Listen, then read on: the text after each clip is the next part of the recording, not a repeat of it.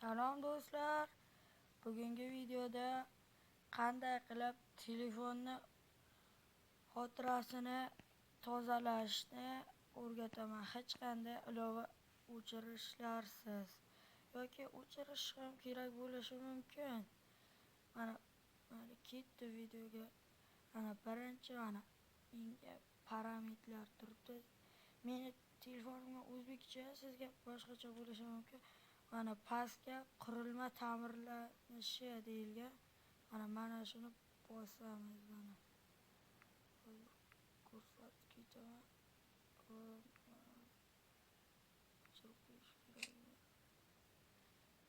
Mana shunga kirasiz.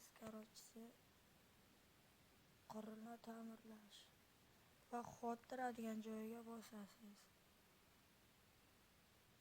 Va tasvirlar turibdi.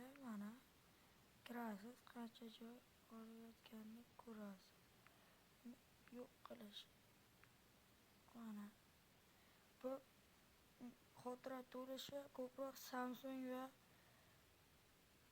Android yoki boshqalarda bo'ladi. Va ilovalarni xohlasangiz o'chirasiz. Bo'sh joy 4 GB 200 MB deyapti. 485 MB joy ocha olamiz.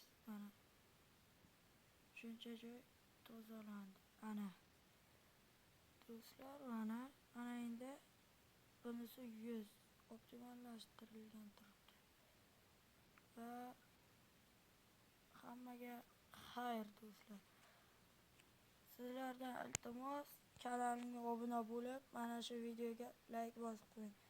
To'liq kanalimga obuna bo'lib, hamma videolarimga like bosib chiqsangiz va hammasini ko'rib chiqsangiz, kommentariy yozsangiz, do'stlaringizga yuborsangiz, sizlardan juda ham minnatdorman.